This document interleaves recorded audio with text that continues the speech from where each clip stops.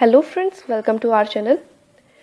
एक वीडियो में मैंने कल जिन बच्चों का इंटरव्यू हुआ था उन सब का इंटरव्यू एक्सपीरियंस शेयर कर दिया है। अगर आपने वो वीडियो नहीं देखी तो आप देख सकते हैं, लिंक आपको डिस्क्रिप्शन बॉक्स में प्रोवाइड कर दूंगी।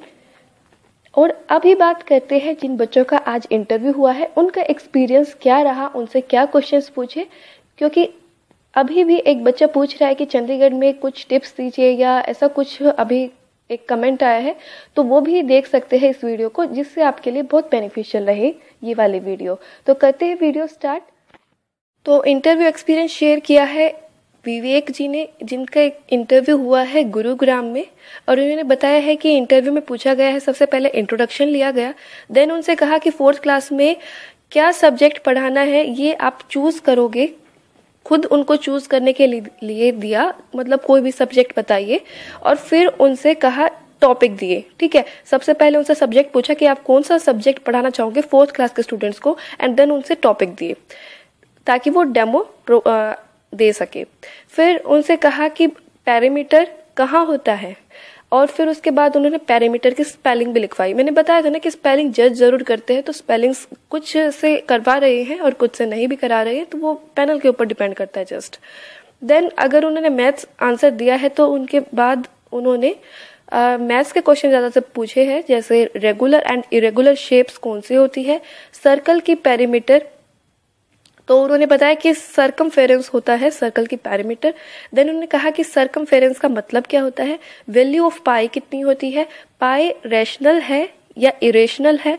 फिर नेक्स्ट क्वेश्चन उनसे पूछा कि how to define value of pi in class, मतलब आप क्लास में कैसे डिफाइन करोगे पाई को। सबसे पहले क्या एक्टिविटी ऐसा अपनाओगे कि जिसके बाद आप बच्चे पाई की वैल्यू को जान सके, मतलब इंडक्टिव मेथड से बेसिकली आप कैसे पढ़ाओगे। देन उन्होंने कुछ कैलकुलेशन दी। फिर जैसे कैलकुलेट करना था स्पीड में 15/3, 15/5, 15/0, इस तरीके से वो ये वैल्यूज कैलकुलेट करनी थी। एंड फिर नेक्स्ट क्वेश्चन पूछा है इनसे कि how to deal with discipline in class. एक सिचुएशन बेस्ड क्वेश्चन पूछा है कि आप डिसिप्लिन कैसे मेंटेन रखोगे, इस प्रॉब्लम को कैसे सोल्व करोगे, ठीक है। अगर बच्चे ज़्यादा शैतान हैं तो उनको कैसे डील कर सकते हो। तो सिचुएशन बेस्ड क्वेश्चन मैंने बताया था कि वो पूछ लेते हैं, तो ये सिचुएशन बेस्ड क्वेश्चन से पूछा गया है। नेक्स्ट क्वेश्चन से पूछा है न्यूटन्स 3 लॉज, न्यूटन के जो 3 लॉज है वो पूछे गए हैं इन बच्चे से। और नेक्स्ट क्वेश्चन पूछा है लर्निंग थ्योरी से, लर्निंग थ्योरी से एक क्वेश्चन पूछा गया है, करंट डिफेंस मिनिस्टर कौन है। देखिए डिफेंस मिनिस्टर कौन है ये वाला जो करंट से आ गया है, ठीक है। नेक्स्ट पूछा है लोकसभा के स्पीकर कौन है अभी प्रेजेंट। फिर पूछा है वाइस प्रेसिडेंट कौन है। फिर पूछा है वाइस प्रेसिडेंट जो होता है वो कहीं का स्पीकर होता है या नहीं होता। तो ये चीज़ उनसे पूछी गई। और आपको पता होगा कि जो वाइस प्रेसिडेंट होते हैं वो एक्स ऑफिशियो मेंबर होते हैं, कहाँ के, राज्यसभा के। तो ये तो मैंने थोड़ा आपको बता दिया है। और इन्होंने साथ में ये भी बताया है कि इनका जो इंटरव्यू था वो बायलिंगुअल हुआ, लेकिन जो न्यूटन्स लॉज पूछे थे वो सिर्फ इंग्लिश में क्वेश्चन पूछा था, तो इंग्लिश में ही इन्होंने आंसर दिया। तो ये इन्होंने अपना इंटरव्यू एक्सपीरियंस शेयर किया है। प्लस मैं बताना चाहूंगी कि जैसे इनसे पूछा है डिफेंस मिनिस्टर कौन है, या इनसे लोकसभा स्पीकर पूछा है, या इनसे वाइस प्रेसिडेंट पूछा है। मैंने पहले भी बताया था कि कैबिनेट के मिनिस्टर्स या आपका प्रेसिडेंट, वाइस प्रेसिडेंट, पीएम, ये सब पता होने चाहिए, और वहीं से क्वेश्चन भी पूछे जा रहे हैं। तो अच्छी बात है कि आपको कुछ बेनिफिट मिला उन वीडियोस से। लेकिन यहाँ पर मेरी बात यह है कि जब भी मैंने पहले भी कहा था कि वाइस प्रेसिडेंट का प्रेसिडेंट का नाम लेना है, या किसी भी मिनिस्टर का या कोई भी रेप्यूटेटेड पर्सनैलिटी है उनका नाम अगर लो तो साथ में आपको मिस्टर या श्री लगाना है, ठीक है। जैसे श्री नरेंद्र मोदी जी, श्री प्रणब मुखर्जी जी, इस तरीके से श्री रामनाथ कोविंद जी, इस तरीके से आपको बोलना है। ये नहीं है कि आपको जस्ट डायरेक्ट नाम ले लेना है, ठीक है। तो ये क्या होता है कि आपकी ना एक पर्सनैलिटी शो करते हैं कि आप कितने अच्छे से, जो बड़े होते हैं उनको कितने लिहाज से बोलते हो, इस तरीके से। तो एक पॉजिटिव इम्पैक्ट जरूर पड़ता है इस चीज़ का। तो नेक्स्ट देखते हैं। स्टूडेंट ने बताया कि उनका इंटरव्यू मुंबई में हुआ है और आज ही और उन्होंने बताया है कि मैथ्स में उनसे डेमो लिया, कोई भी टॉपिक आप अपनी तरफ से दे दीजिए, मतलब आपकी चॉइस होगी। कुछ में ऐसा हो रहा है कि पैनल वाले टॉपिक दे रहे हैं कि आप ये चीज़ ही पढ़ाइए पर्टिकुलर, और मोस्टली में देखिए ये चीज़ बहुत कम में देखने को मिल रही है इस बार। ज़्यादातर में ऐसा हो रहा है कि आपकी चॉइस पर भी वो छोड़ रहे हैं कि आप जो भी प्रिपेयर करके आए हैं वो आप बता दीजिए, वो आप अच्छे से दिखा दीजिए हमें डेमो दे करके। नेक्स्ट इनसे पूछा है कि इन्होंने जो आपके ग्रेजुएशन में इन्होंने बीए की हुई है, तो सब्जेक्ट से रिलेटेड क्वेश्चंस इनसे पूछे गए हैं। कुछ क्वेश्चंस इन्होंने इनसे हिंदी के पूछे हैं और कुछ इनसे हिस्ट्री के और सोशियोलॉजी के भी पूछे गए हैं, मतलब कि जो इनके सब्जेक्ट्स रहे हैं, सब्जेक्ट कंसर्न से क्वेश्चंस आए हैं।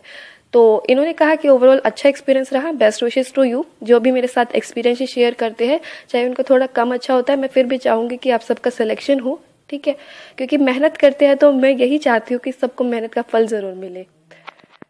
तो जो स्टूडेंट मांग रहे थे चंडीगढ़ वाले के लिए कुछ टिप्स दे दो, तो मैं उनको यही कहना चाहूँगी, देखिए पैनल पे डिपेंड करता है, लेकिन चंडीगढ़ का पैनल्स जितने भी बच्चों ने बताया है सब ने यही कहा है कि काफ़ी कोऑपरेटिव है, और ज़्यादातर जो पैनल्स हैं उनमें मोस्टली में बाइलिंगुअल में ही हो रहा है, और काफ़ी कोऑपरेट कर रहे हैं और पूछ रहे हैं कि आप जो भी प्रिपेयर करके आए हैं उसी का डेमो दे दीजिए।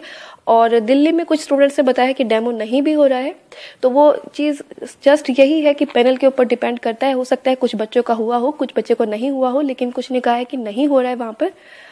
और बस यही है कि कॉन्फिडेंस मेंटेन करना है, कॉन्फिडेंट रहना है आपको, आई कांटेक्ट मेंटेन करना है बिल्कुल, क्योंकि उसके भी मार्क्स होते हैं। और जो भी वो आपको पढ़ाने के लिए कह रहा है उसको बहुत अच्छे से एक थोड़ा सा लाउड वॉइस में पढ़ाना है, मतलब लाउड वॉइस मतलब है कि चिल्ला चिल्ला के नहीं, लेकिन इनफ लाउड होना चाहिए, क्योंकि वो ये चीज़ भी देखते हैं कि इनकी आवाज़ निकल रही है या नहीं, क्योंकि कुछ बच्चे होते हैं जो नर्वस होने के बाद थोड़ा सा बिल्कुल उनकी आवाज़ ही नहीं निकलती, तो वो चीज़ नहीं होनी चाहिए। और बस बेसिकली आपने ये सब इंटरव्यू सुन लिए हैं, इनमें से आप देख सकते हो, उनसे आपको आइडिया मिल सकता है, ठीक है। और काफ़ी सारे का ये भी देखा जा रहा है कि पोयम पढ़ाने के लिए कहा जा रहा है, बुक्स दे रहे हैं तो पोएम्स भी।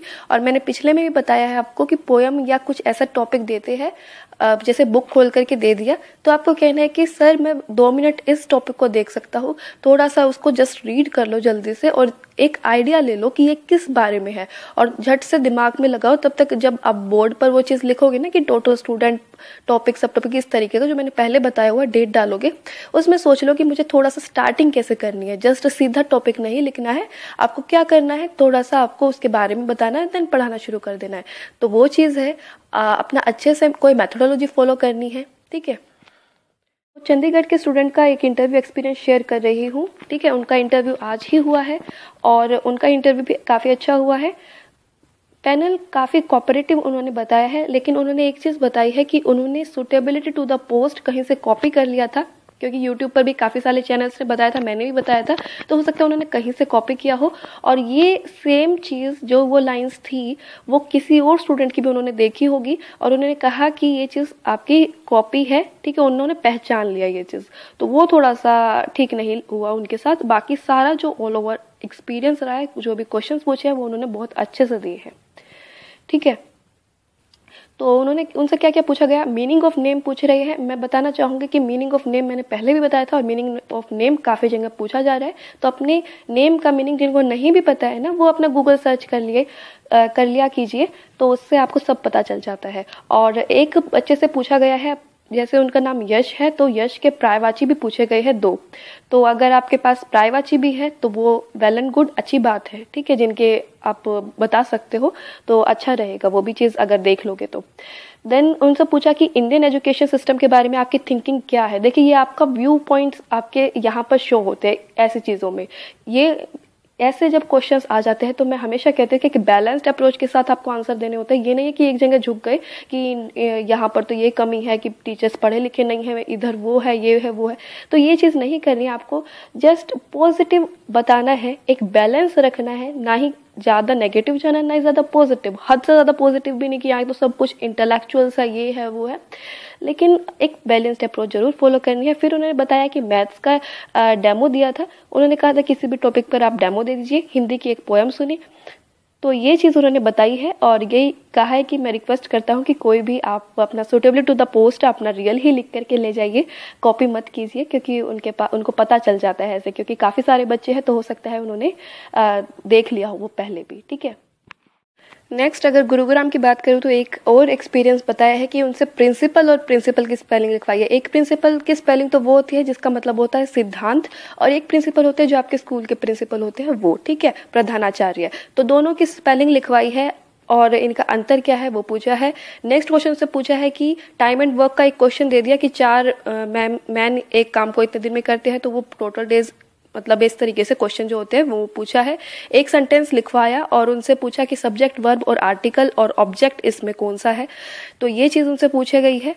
और इसके अलावा उन्होंने कहा कि इंग्लिश में ज़्यादा बोलने की ज़रूरत नहीं है, हिंदी में भी हो रहा है, टोटली उसका हिंदी में हुआ है उनका, और यही चीज़ बताई है, और उनका डेमो भी नहीं हुआ है। नेक्स्ट वही हैदराबाद के बच्चे की बात करें, एक ने और शेयर किया है, उन्होंने कहा कि ग्रेजुएशन से सारे क्वेश्चंस पूछे हैं, डेमो भी हुआ है उनका, और उन्होंने कहा कि क्लास 1 के स्टूडेंट को कैसे पोएम पढ़ाएंगे ये चीज़ पूछी थी डेमो में। और उन्होंने बताया है कि टीचिंग लाइन में क्यों आना चाहते हो, रोल मॉडल कौन सा है आपका, और 10 से 12 मिनट का इंटरव्यू चला है। तो यही सब आपके साथ इंटरव्यू एक्सपीरियंस शेयर करने थे, इसलिए ये वीडियो बनाया है। आई होप कि ये वीडियो आपके लिए काफ़ी बेनिफिशियल रहा होगा। होप कि ये एक्सपीरियंसेस आपके लिए बेनिफिशियल रहे होंगे। वीडियो पसंद आए तो लाइक शेयर सब्सक्राइब कर देना।